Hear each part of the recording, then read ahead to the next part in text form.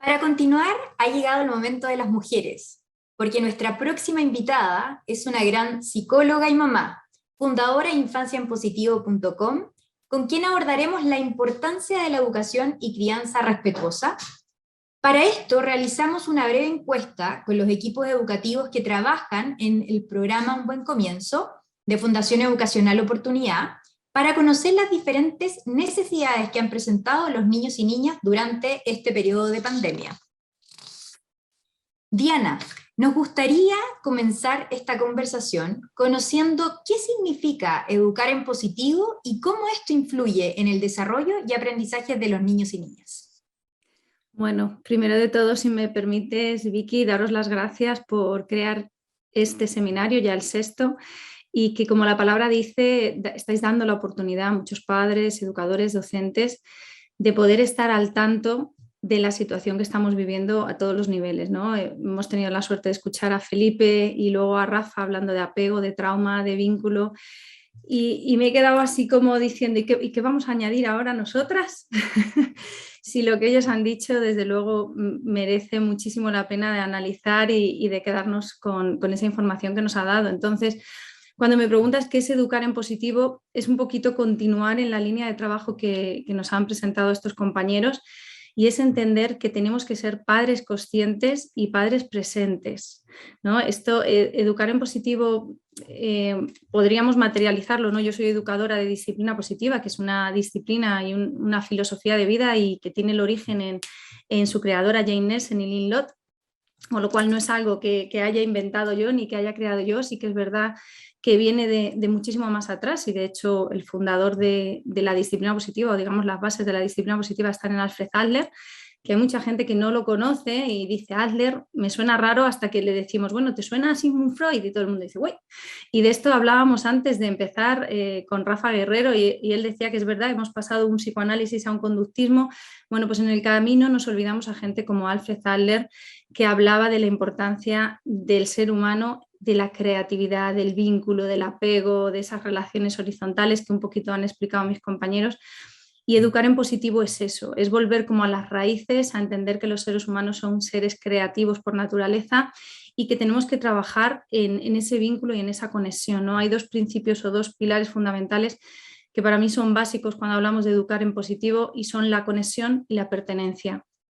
Todos necesitamos sentir que pertenecemos. ¿Y qué es esto de pertenecer? Suena así un poco raro. Pues te voy a poner un ejemplo. Imagínate que estás en un grupo de WhatsApp, no sé si conoces esa aplicación, ¿te suena? Bueno, todos los que nos están viendo seguramente saben, hago un guiño, un poco de humor, que WhatsApp es una plataforma en la que estamos prácticamente todos, queramos o no, a veces medio obligados, sobre todo si tenemos niños.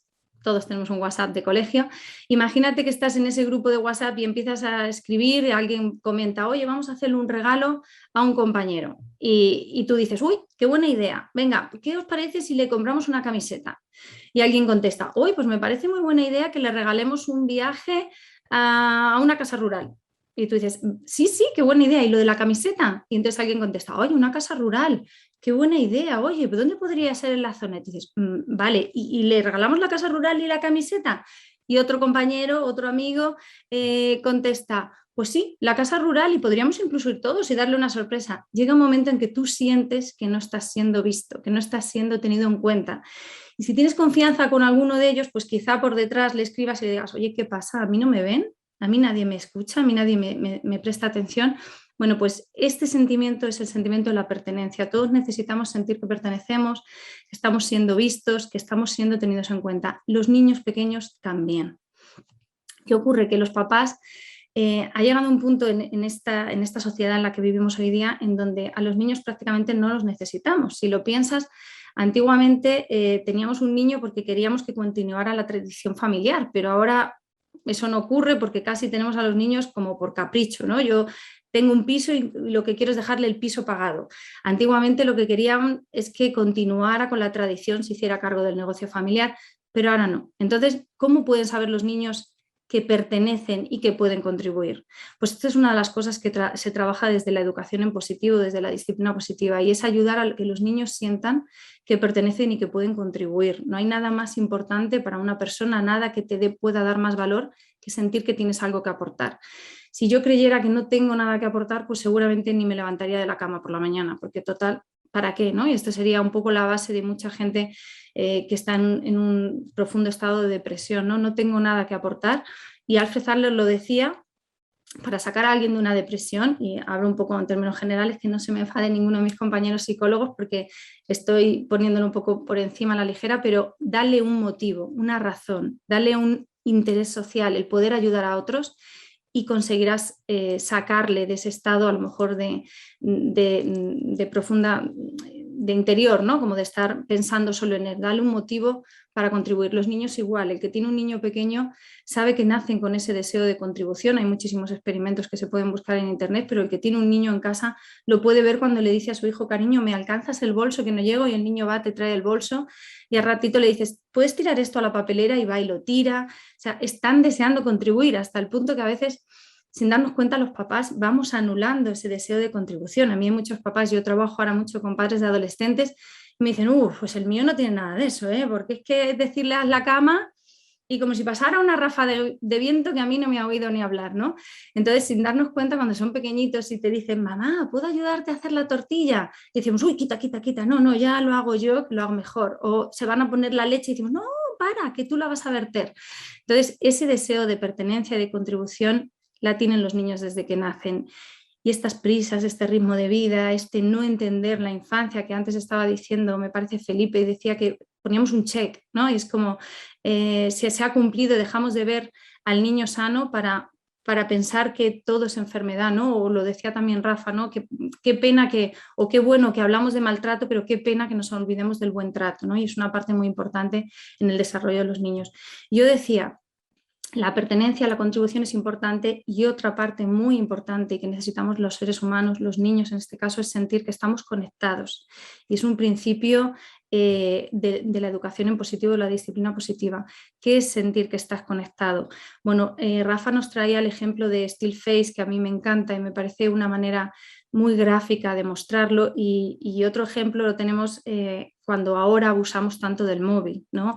Cómo perdemos esas oportunidades de conexión, y nos pasa con los niños, incluso nos pasa con la pareja. ¿Cuántos nos sentamos a última hora de la noche en el sofá que realmente nos dejamos caer porque después de un día agotador ya no podemos más, y sacamos el móvil y tenemos esa conversación con nuestra pareja mirando el móvil? Ni siquiera miramos a los ojos al que tenemos al lado, y nos estamos acostumbrando a que eso sea así, incluso con los niños. Yo lo he contado alguna situación en alguna ocasión.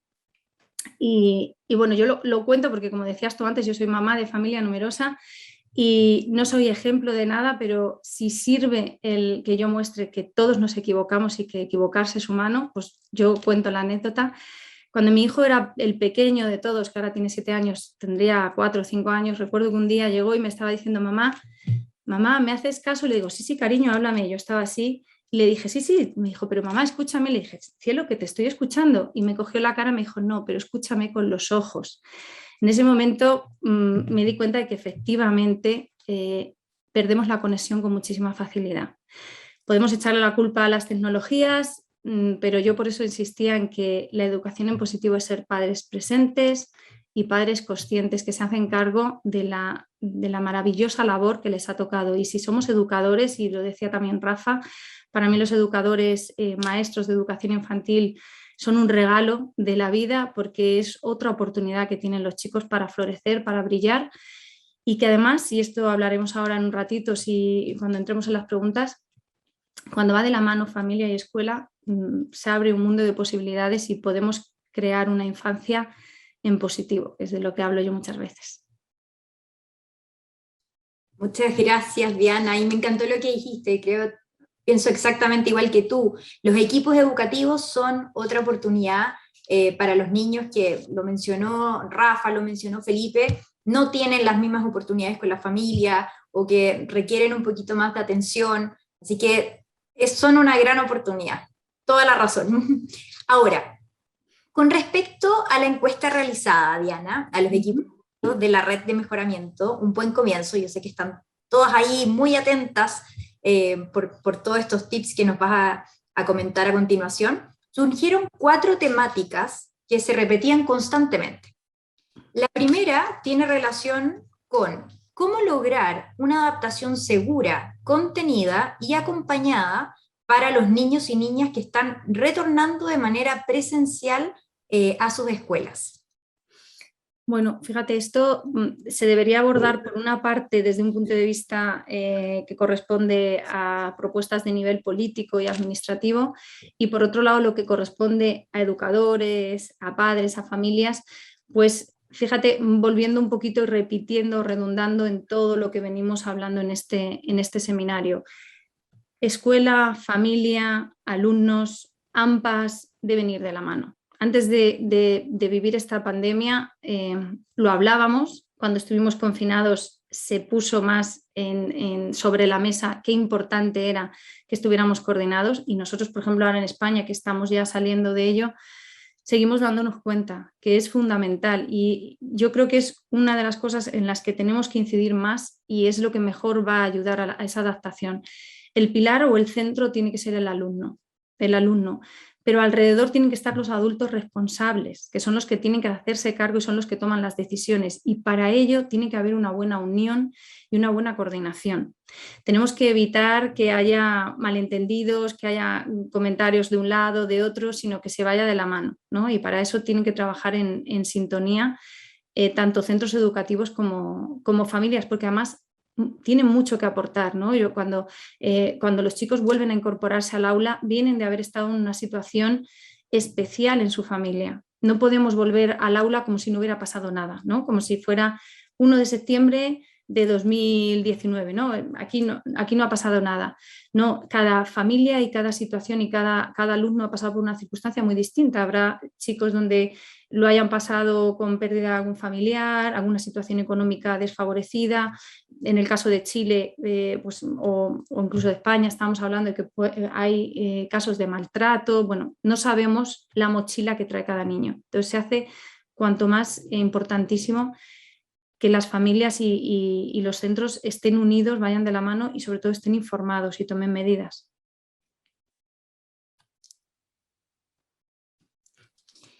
Diana, y bueno, este es un tema que también lo hemos hablado durante el seminario y también en el fondo aparece como una pregunta reiterativa, ¿cierto? Por los equipos educativos y es cómo podemos promover la expresión de las emociones de los niños y niñas. Claro, fíjate que comentaba antes Rafa Guerrero, él además es un experto en tema de emociones y de vínculo y de apego, que las emociones vienen acompañadas de un estado de ánimo y eso va a provocar un cambio en cómo nos sintamos y cómo actuemos, ¿no? En nosotros va a cambiar ese sentimiento y va a cambiar nuestra conducta. No podemos hablar de emociones buenas ni malas, tenemos que hablar de que todas las emociones son necesarias. La emoción es algo que uno siente y sobre eso, y él lo explicaba muy bien con los 4 cerebros, no podemos modificarlo. Lo que sí que podemos hacer es trabajar sobre la conducta y la expresión de esas emociones. Entonces, ¿qué podemos hacer como educadores o como padres? Pues trabajar esas emociones, ayudar a los niños a gestionar sus emociones. Cuando los niños son pequeños, y a mí me ha encantado la explicación que ha hecho Felipe, de que venimos a este mundo sin un cerebro del todo preparado, porque se tuvo que estrechar ese canal de parto al ponernos de pie y ya no podíamos tener un parto más allá de esas 40 semanas, pero es un cerebro inmaduro y es un cerebro que necesita aprender a gestionar la emoción de manera externa. Entonces, los niños pueden gestionar sus emociones cuando tienen un adulto regulado.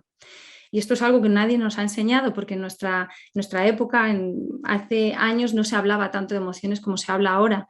Entonces no sabemos hacerlo. Y eso es una de las cosas que tenemos que aprender a gestionar nuestras emociones, a ser adultos que estamos regulados para poder modelar esa regulación de emociones a nuestros hijos. ¿A qué podemos recurrir? Podemos recurrir a cuentos, podemos recurrir a pequeños teatillos en clase, en las aulas, en casa, hacer role-playing, con juegos, ¿no? Hay muchísimos juegos que podemos usar para trabajar las emociones o con dibujos, ¿no? Que pueden expresar las emociones de muchísimas formas. Trabajarlas con el cuerpo, porque cuando los niños son pequeños no saben identificar la emoción. Entonces, muchas veces pensamos que la emoción se queda solo en la cara, ¿no? en lo que veo en la cara, y la emoción se siente en todo el cuerpo. Entonces, que el niño sea consciente de qué notas en tus manos, si tienes rabia, cómo estás tenso, cómo notas que te sube la temperatura corporal, qué estás notando, qué te pasa. Entonces, es muy importante sentirlas, entenderlas, para luego o bien dominarlas o bien transitarlas, ¿no? Porque yo decía antes, no hay emociones buenas ni malas, todas son necesarias y lo que tenemos que aprender es a gestionarlas de manera adecuada, que no hagamos daño a otros ni nos hagamos daños a nosotros mismos. Entonces, ¿qué podemos hacer los padres, por ejemplo, desde casa? Se me ocurre, para empezar a hablar de nuestras propias emociones. Muchas veces los papás piensan que hablar de lo que ellos sienten es algo que no deben hacer con los niños porque no les deben preocupar, ¿no? Y esto es algo, yo creo, muy cultural. Yo cuando era pequeña no recuerdo que mi madre y mi padre, sobre todo mi padre, nos transmitiera a nosotros las preocupaciones y los problemas que había en casa. Y yo lo digo muchas veces, los niños son observadores natos, pero son muy malos interpretando. Entonces, fíjate, toda esta pandemia que hemos vivido, no se trata de contarles todo porque no están capacitados para asimilarlo como lo podemos asimilar los adultos, pero no podemos dejarles fuera. Entonces tenemos que observar y darnos cuenta de qué es lo que ellos están viendo y qué es lo que están captando y en función de su edad, de su momento, de su capacidad, hablarles sobre ello. Entonces tenemos que hablar de nuestras emociones, de lo que sentimos, de lo que nos preocupa, y permitir que ellos también se den cuenta de cómo lo están sintiendo, cómo les afecta, cómo pueden ellos intervenir, cómo nos pueden ayudar a gestionarlas, ¿no? Eso que yo decía antes de sentir, necesitan sentir que pertenecen y que pueden contribuir, ¿no? Entonces, de esta manera, además, con un adulto regulado, un adulto que habla de sus emociones, ellos van a aprender a expresarlas y a gestionarlas, ¿no? ¿Cuántos adultos hay por el mundo que no saben y nos dicen, yo es que soy muy malo para expresar mis emociones, para hablarlas, para hablar de emociones? A mí ponme a hacer otra cosa, pero no me pongas a hablar de emociones. Entonces es necesario que podamos enseñárselo a nuestros hijos para que no crezcan con esa carencia de expresión emocional. Y luego, muy importante también, que las puedan aceptar y que nosotros también como adultos aceptemos la emoción que mi hijo está sintiendo y ayudar a transitar esa emoción. Diana, me encanta cuando dices ayudar y acompañar a transitarla, porque creo que ese es el rol de, en el fondo, adultos que estamos con niños. Y también, qué importante que tú destaques de que muchas veces cuando los niños son pequeños, los papás pensamos, acá me incluyo, que claro, ellos no se dan cuenta cuando ocurre algo. Ya me pasó mucho en pandemia que los papás decían, no, si mis hijos son pequeños no se van a dar cuenta, pero ellos sí perciben la tensión. Entonces, después esa tensión o esos cambios que muchas veces ven los papás y los niños, uno le tiene que ir poniendo nombre, verbalizar las emociones. Así que muchas gracias por ese tips, porque es muy, muy importante tener en cuenta que aunque sean muy pequeños, ellos perciben todo lo que está ocurriendo a su alrededor. Y vamos con la siguiente pregunta. ¿Cómo podemos manejar el distanciamiento físico en niños y niñas tan pequeños? Esta es una pregunta que actualmente con el retorno a clases en el fondo ha estado como un tema relevante y preguntan, ¿cómo podemos manejar este distanciamiento en los niños y niñas? Distanciamiento físico. Claro, fíjate que has puesto además la clave, que tú de esto también sabes mucho. Estamos hablando de distanciamiento físico y nos ha pasado con esto de la pandemia del confinamiento que hemos entendido distanciamiento físico con distanciamiento emocional y no tiene nada que ver, ¿no? De hecho, bueno, hay muchísimos trabajos que se han hecho durante esta pandemia precisamente para que el distanciamiento emocional no fuera tal. Tenemos que entender que para los chicos este distanciamiento es mucho más difícil que para los adultos, porque están en un momento en la infancia, yo lo decía antes, en donde ellos están más cerca de los sentimientos, donde ellos lo observan todo, están explorando su ambiente, necesitan ese movimiento, necesitan esa cercanía y cosas que para los adultos ya están reguladas. Para ellos es su manera de conocer el mundo y de explorar, pues empujar, tocar, abrazar, moverse, ¿no? Todo eso es una necesidad propia de la infancia. Entonces, ese distanciamiento físico está frenando el desarrollo natural de los niños. ¿Quiere esto decir, y como apuntaba Felipe, que puede llegar a ser un trauma? A ver, no es lo mismo hacer un distanciamiento social de unas semanas que pasar a meses o pasar a años. Esto puede afectarnos y a largo plazo ya estamos viendo, y bueno, él ha dado unos datos alarmantes, sobre todo con el tema de la adolescencia, y como ha dicho, hablamos de cifras de suicidio altísimas, no sé si ha dicho un 300 o un 280% de suicidio y lo pasamos por alto como si estuviéramos oyendo, pues no sé, cualquier otra cosa, ¿no? No nos paramos a pensar. Entonces, ¿qué podemos hacer? Para empezar, validar las emociones, ¿vale? Comprensión y empatía. Tú lo decías muy bien cuando decías que tendemos a minimizar lo que sienten los niños, por esto de que son niños y que no se enteran, y se nos olvida que validar una emoción no significa consentir o dar todo, ¿no? Hay gente que entiende que piensa que la educación en positivo es permisividad y es equilibrio, es amabilidad y firmeza o firmeza amable, ¿no? Entonces, que yo valide una emoción no significa que la esté consintiendo. Te pongo un ejemplo, cuando mi hijo me dice, tengo miedo, mamá, y no quiero dormir solo, la tendencia de los padres puede ser, mira, no digas tonterías, duérmete, ya tienes la lucecita encendida, ya te da un beso y aquí no hay monstruos, ¿quién va a entrar en casa? Si aquí no hay nada, déjate de tonterías que tú lo que quieres es no dormir, ¿vale?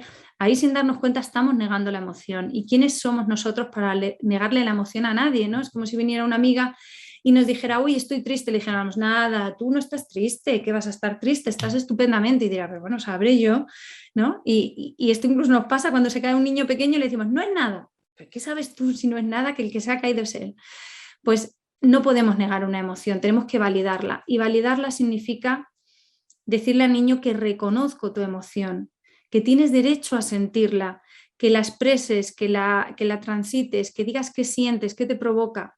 Y luego juntos veremos cómo podemos hacer con esa emoción para que sientas una cosa u otra, ¿no? Esa emoción, según lo que tú sientas, así vas a, bueno, según lo que interpretes, así vas a sentir la emoción, pero bueno, si no me alargo mucho y no me quiero extender.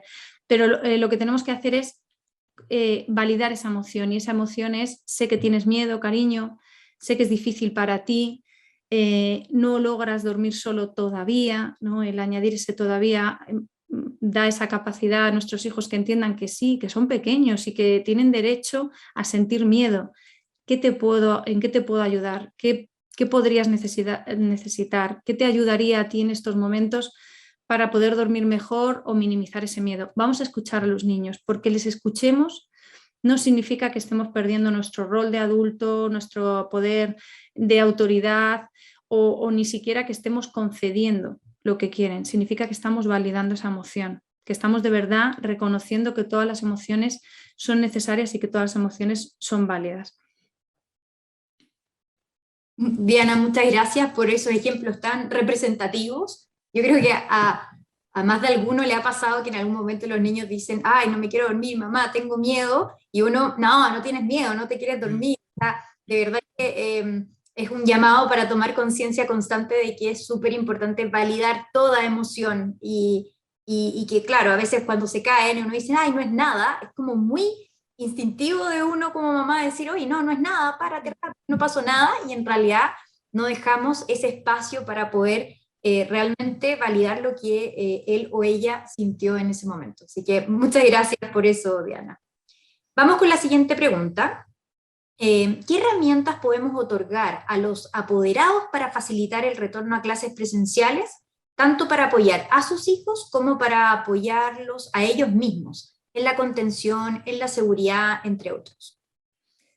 Bueno, pues se me ocurre que, por un lado, lo que decíamos, yo creo que los protocolos vienen desde arriba, ¿no? O sea, en ese sentido, en las aulas los educadores saben lo que tienen que hacer porque tienen un protocolo y una manera de actuar, pero yo volvería a insistir en esos dos principios básicos que he comentado, como son la conexión y la pertenencia. Entonces, que no olvidemos que los niños necesitan sentir que pueden contribuir. Entonces, no nos olvidemos de que tienen algo que aportar, vamos a escucharles. Entonces, vamos a crear una rutina, vamos a crear unas normas, pero pueden ser consensuadas.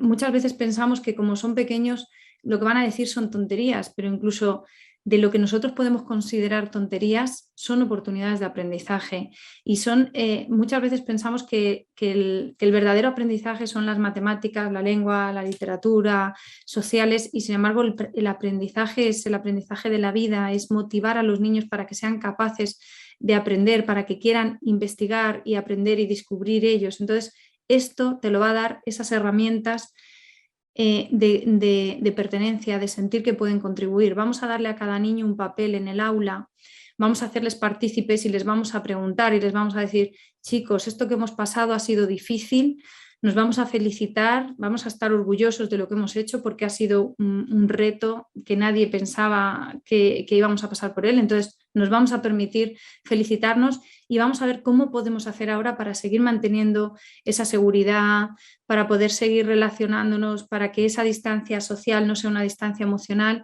Y de hecho, aquí en España hay una guía que ha sacado la editorial Santillana. El autor es, no me va a salir el nombre, bueno, si me sale os lo digo, Antonio Rodríguez, creo que es en La Laguna. Han sacado una guía que se llama la guía hemocreativa y a mí me gusta mucho porque habla de una vuelta al cole desde el corazón.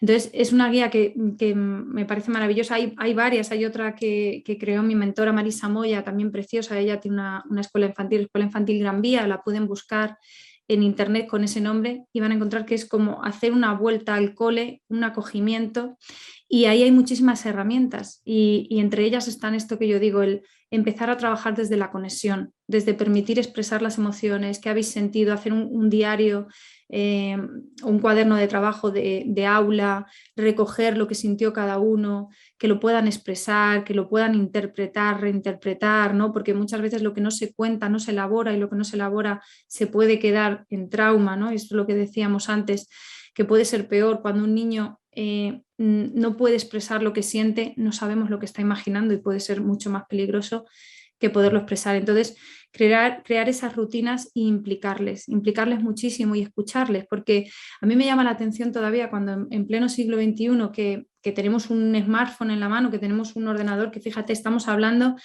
cruzando el charco en países distintos y esto hace años era impensable, que tengamos todos esos avances tecnológicos y todavía sigamos entrando a un colegio y encontremos una columna normas del centro y están arriba en lo alto de una columna en letra pequeñita, que yo no sé si alguien lo ha leído alguna vez, pero ¿cómo puede un niño seguir unas normas del centro si no las siente suyas? Entonces, vamos a preguntarles a los chicos qué se necesita para que tengamos una vuelta al cole segura. ¿Qué tenemos que hacer? ¿Qué puede aportar cada uno? ¿Qué vamos a hacer si no se cumple una norma? Y que cada uno entienda que es importante y que pase por el aula, que pase por el centro educativo sintiendo que tenía un papel importante. ¿Cuántas malas conductas se acabarían cuando los niños sintieran que tienen algo que aportar? O sea, imagínate lo que te decía antes, que estás en un equipo de trabajo donde no eres visto, no tienes nada que aportar, pues o acabas jugando con el boli, o acabas mirando tu móvil, o acabas mirando al suelo, o te acabas levantando, o acabas molestando al de al lado. Pues esto le pasa a muchos niños, ¿no? Que se convierten en zombies en las aulas y pasan por el colegio como sin pena ni gloria. Entonces, ahora que volvemos al colegio, por favor, no volvamos otra vez con las asignaturas, sino que nos centremos en trabajar desde el corazón, volver a recuperar esa conexión, que los profesores también muestren cuáles han sido sus miedos, cuáles han sido sus dificultades, que además el reto que han tenido ha sido enorme, el acercar la escuela. Los padres también lo han pasado muy mal porque han tenido que hacer de profesores, de educadores. Pensábamos que era fácil y que el contexto era el mismo porque les poníamos delante de un ordenador y decíamos, lo único que tienes que hacer es ver a tu profe como siempre. No era ni parecido, ¿no? Para un niño no es lo mismo ese contacto, yo decía antes, para ellos necesitan ese contacto, ese movimiento.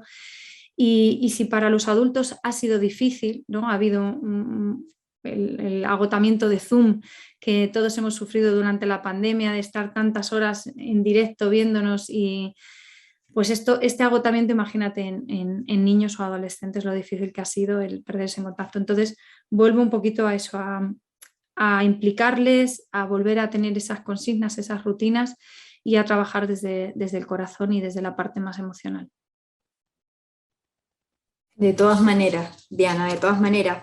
Yo sé que ya lo has mencionado en las respuestas a las preguntas, pero para finalizar queremos preguntarte, ¿qué sugerencias concretas podrías entregar a los equipos educativos para trabajar con los niños y niñas en este retorno a clases presencial? Específicamente algunos tips que ellos pueden implementar durante este retorno. Bueno, en realidad es todos los que he explicado antes, ¿no? Que he comentado que se puede trabajar con cuentos, con dibujos, creando un diario emocional, trabajo en grupo, sobre todo escucharles y yo el tip que le daría a los profesores es que no pasa nada por ir con las manos vacías y el corazón lleno, es decir, que lleguen al aula y digan, chicos, vamos a empezar de nuevo.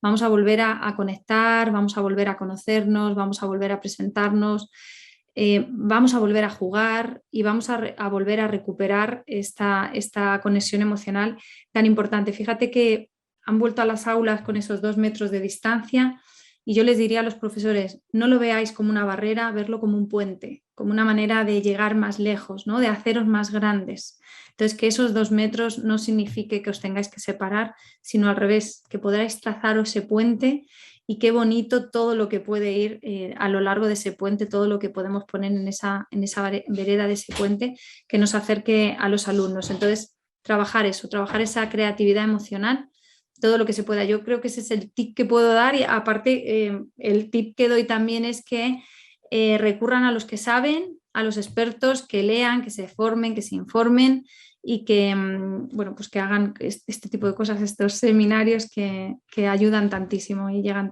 tan bien a todos. Muchas gracias, Diana, por permitirnos entender de mejor manera el comportamiento de los niños y niñas y cómo los adultos podemos acompañarlos en su proceso de crecimiento. Muchísimas gracias. Gracias a vosotros. Ya casi llegamos al final de nuestro 6º Seminario Internacional de Educación Inicial, Creando Oportunidad. Es el momento de una ronda de preguntas a nuestros queridos invitados e invitadas. Como mencioné al inicio de la jornada, estamos recogiendo las preguntas que han dejado tanto en el chat del streaming como en el canal de Facebook. Así que vamos a la primera pregunta. La primera pregunta es para Felipe. Felipe, ¿estás por ahí? Felipe, bueno, tuvimos muchísimas preguntas, estuvimos sintetizando y poder elegir en el fondo las que más se repetían, y a partir de la presentación que tú realizaste, surge una pregunta muy interesante y que tiene que ver con cuál es la diferencia entre el aprendizaje emocional y la educación emocional. Sí, hartas, a varios niveles. A ver, primero, nosotros somos seres de aprendizaje, no somos seres de educación. ¿Ya? Todo sistema vivo, el aprender es parte del vivir, del mantener lo que llaman su alostasis. Entonces, por eso nosotros se suele hablar más de aprendizaje socioemocional, porque yo aprendo en todas partes. El ser vivo, el ser humano aprende con un amigo, aprende saliendo, pero yo al mencionar educación emocional, constriño el aprendizaje al contexto de la educación formal. Entonces, ahí hay una primera diferencia. Segundo, si yo hablo de educación emocional, estoy aceptando la educación formal de una u otra manera. Y lo que nosotros proponemos es que hay que salirse de la educación formal, porque hay 20 años de estudios que muestran lo tóxico que es esta educación del niño sentadito en sala todo el día, va en contra de todo lo que sabemos de la neurociencia, psicobiología, todo. Entonces, esa es una segunda acepción. La tercera es que la educación emocional trabaja con un modelo, que es el modelo de Vizquerra, y de otros sobre las emociones básicas, pero hay 2.500 estudios que han mostrado que las emociones básicas no existen, a nivel fisiológico, a nivel cerebral. Cuando yo tengo rabia, mi rabia es una construcción predecible, predictiva de mi cuerpo y mi cerebro, pero mi rabia no es la misma que la tuya.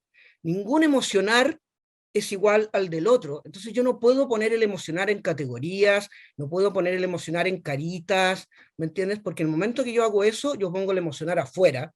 Yo digo, mira, esto es la felicidad, esto es la tristeza, y ahí, ¿qué es lo que hago? Yo entro en una dinámica no respetuosa, porque le digo al niño que el emocionar es de una forma determinada, externamente, pero ya sabemos que el emocionar no tiene que ver con las emociones básicas, es una construcción del cerebro predictivo en base a las sensaciones del cuerpo, y por ende cada uno tiene y construye un mundo fenomenológico, emocional, sensorial, somático, que es propio de él.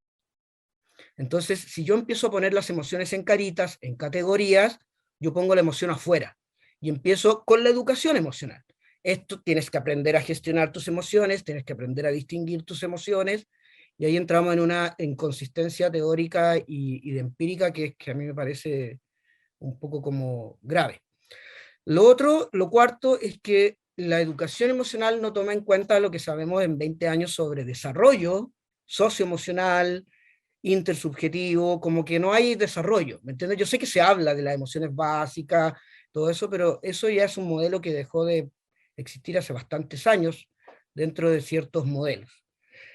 Lo otro es que yo conozco lo de educación emocional porque acá en Chile es una moda muy potente, esto de desarrollar en los docentes competencias emocionales, pero ya sabemos que eso también es poner como en un sentido muy, como ingenieril, yo le llamo, ¿me entiendes? Los estudios lo que muestran es que no necesariamente tú haciéndole una capacitación de 16 horas sobre competencias emocionales a un docente, el docente va a generar un vínculo de mayor cercanía, más propicio para el aprendizaje. Lo que muestran los estudios, y ahí es donde tenemos varios estudios de eso, es que el proceso de educación, entre comillas, emocional, es algo que se da dentro de la cultura de un establecimiento educacional, no se hace con 16 horas, no se hace leyendo un libro, es un proceso constante y continuo donde tienes que estar. Nosotros encontramos que en nuestros estudios que si estamos menos de 6 meses, no encontramos ningún impacto en el cambio en esta conciencia empática del otro. Entonces, estoy tratando de ser lo más simple posible, pero entonces ahí es donde hay una gran diferencia entre lo que es educación emocional y lo que es aprendizaje socioemocional.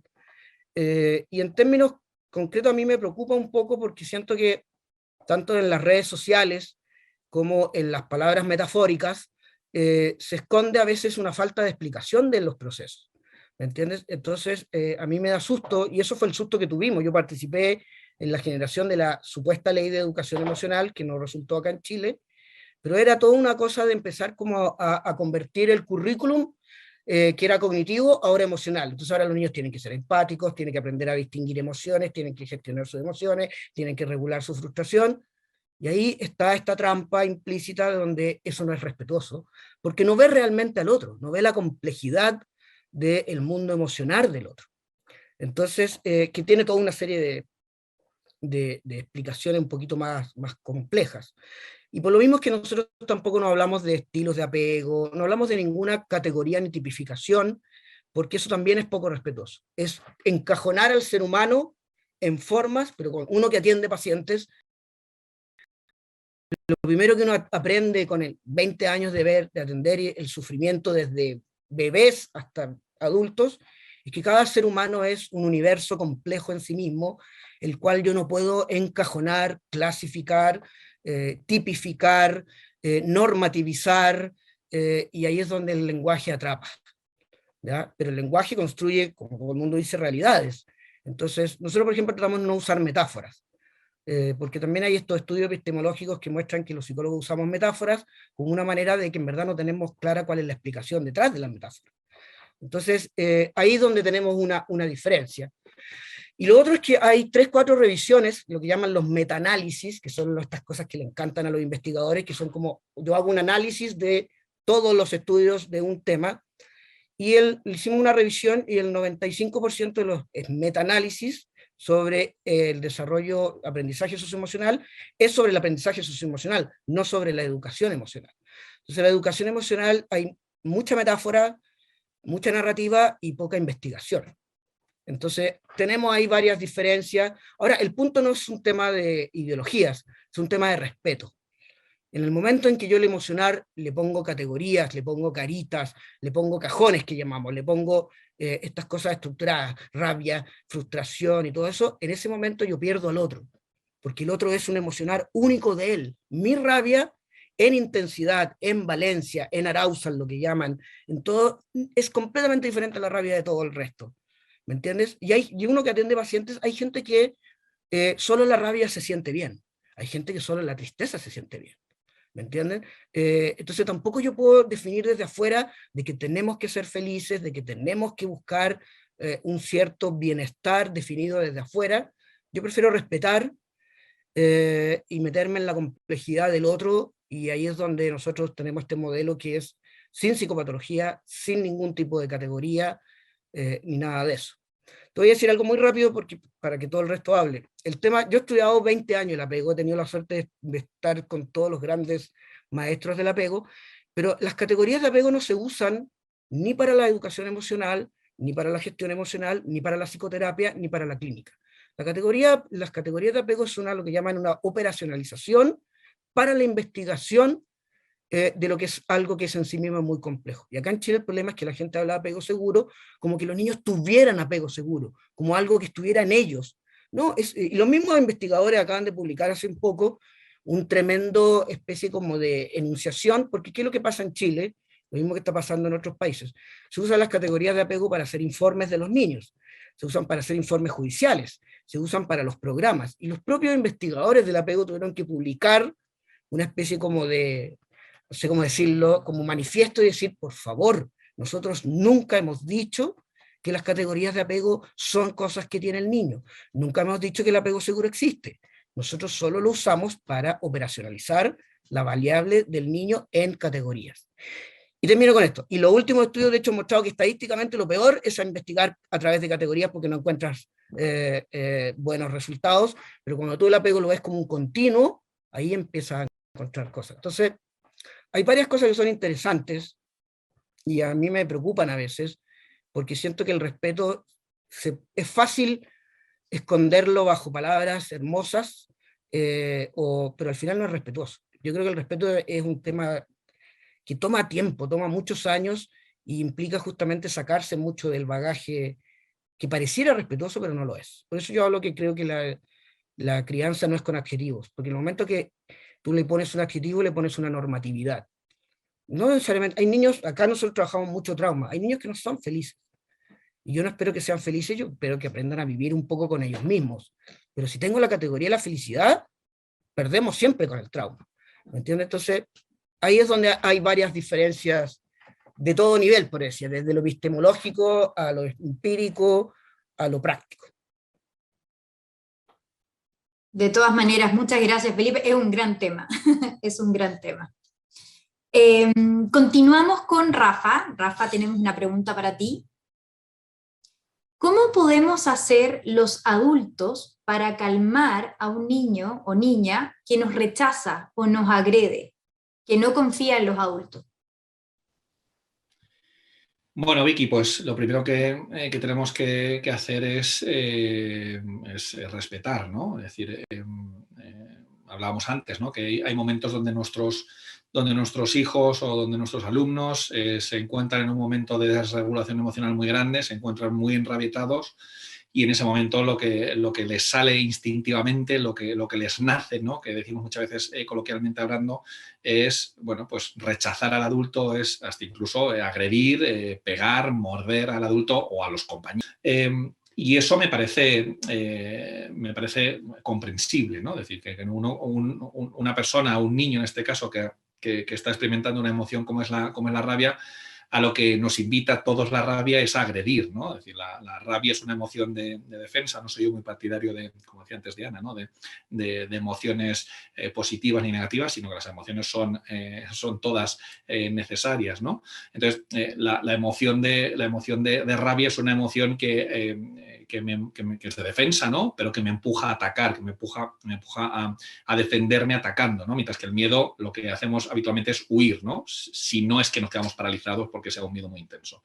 Entonces, en un primer momento, Vicky, lo que a mí me surge, ¿no? Como adulto, de qué podemos hacer ante un niño que está en pleno proceso de rabia es, primero, respetarle. En segundo lugar, tratar de estar lo más calmado, lo más regulado posible, ¿no? Que el niño esté desregulado no implica que nosotros tengamos que estar desregulados, sino que tenemos que partir de nuestra propia regulación o relativa regulación, porque claro, todo lo que les pasa a nuestros hijos, desde luego que nos afecta, ¿no? Y estar presentes. Ese sería el tercer punto que yo recomendaría, ¿no? Volviendo para atrás al segundo punto, ¿no? Que entendamos qué es lo que implica la rabia, que la rabia implica eso, que no te lo tomes de manera personal, ¿no? Que, como dice Daniel Siegel, que no provoques a la lagartija diciendo, ¿qué me haces esto? Pues te vas a enterar ahora, ¿no? Y luego el tercer punto, estar presentes. Consiste en estar ahí, consiste en dedicarle el tiempo necesario y suficiente hasta que con nuestra presencia vayamos consiguiendo que vaya reduciendo esa hiperactivación emocional, ¿no? Y bueno, pues esto desde luego que requiere presencia, requiere calma por nuestra parte y requiere paciencia. en un primer momento posiblemente no nos dejen acercarnos, bueno, pues nos quedamos a 1 metro, a 2 metros, ahí aguantando la rabieta, acompañando en ese proceso emocional que están experimentando. Y bueno, pues yo creo que esos serían los tres puntos esenciales, ¿no? Que todos hemos pasado por momentos donde hemos visto a nuestros hijos o a alumnos con este ataque de rabia, ¿no? Claro, yo estoy contando un acontecimiento puntual. Si lo que la pregunta se refiere es cuando esto es constantemente, pues es muy probable que se esté, ya no es un acontecimiento puntual, sino que se esté debiendo a alguna necesidad emocional que no esté siendo cubierta, ¿no? Entonces habrá que ver esta punta del iceberg que estamos viendo, que es estas llamadas de atención, estas rabietas y estos momentos de desconexión absoluta con el adulto, con quien sea, pero vamos a ver qué es lo que significa todo eso. Está la problemática, pero tendremos que saber cuál es la raíz de que constantemente se esté produciendo esta problemática, esta punta del iceberg. De todas maneras, muchas gracias, Rafa. Y ahora, Diana, la última pregunta de nuestra ronda de preguntas para ti. ¿Cómo podemos lidiar con el barbijo o con la mascarilla en la escuela si el niño se conecta de manera visual y corporalmente con el otro? Entiendo que la pregunta, no sé si la he entendido muy bien, te refieres a cómo se puede hacer una conexión cuando hay una mascarilla que impide hacerse una idea de una cara completa. Bueno, pues es una dificultad con la que tenemos que lidiar, ¿no? Y estamos viendo que hay bebés que han conocido a otros adultos o a otros niños ya con la mascarilla, con lo cual la representación que hacemos de la cara no va a ser la misma que si pudiéramos ver la cara entera. ¿Cómo podemos lidiar con ello? Bueno, pues vuelvo a decir lo que decía antes. Hay muchos recursos y muchos autores que han trabajado sobre ello y que nos han dado pistas y nos han dicho que bueno, podemos trabajar a través de la expresión de los ojos, a través de los brazos, del cuerpo. Entonces, es una dificultad con la que tenemos que convivir y que esperemos que no se alargue mucho en el tiempo. Y mientras tanto, pues buscando alternativas y recurriendo a la creatividad que tienen los seres humanos y en este caso, por ejemplo, educadores que tienen que estar todo el día pensando cómo hacerlo. Muchas gracias, Diana. Ahí también me imagino que los gestos son súper importantes, ¿o no? Como para ir promoviendo, no sé, me imagino signos así, besos. Corporal, con expresión corporal, con lo corporal tiene un rol más importante en este proceso, ¿o no? Sí, hay una canción que me parece que es de Jorge Drexler, un compositor que creó durante la pandemia que se llama Codo a Codo, con codo, algo así, y hablaba un poco pues eso de cómo relacionarnos sin implicar tanto el contacto físico, sino con esa mirada, con las cejas, con movimiento del hombro, con un choque de mano en el aire, ¿no? O incluso los niños han aprendido a jugar al pilla-pilla sin tocarse. O sea, al final por eso digo que al ser humano le toca en situaciones donde le pones de estrés o digamos extremas a tener que agilizar el ingenio y esto es maravilloso que podamos hacerlo. De todas maneras, muchas gracias, Diana. Muchas gracias. Gracias a todos y todas quienes realizaron preguntas y permitieron este valioso tiempo de intercambio de experiencias. Habían muchísimas preguntas, pero por honor al tiempo tuvimos que solamente seleccionar una que pudiera ser para cada uno de los expositores.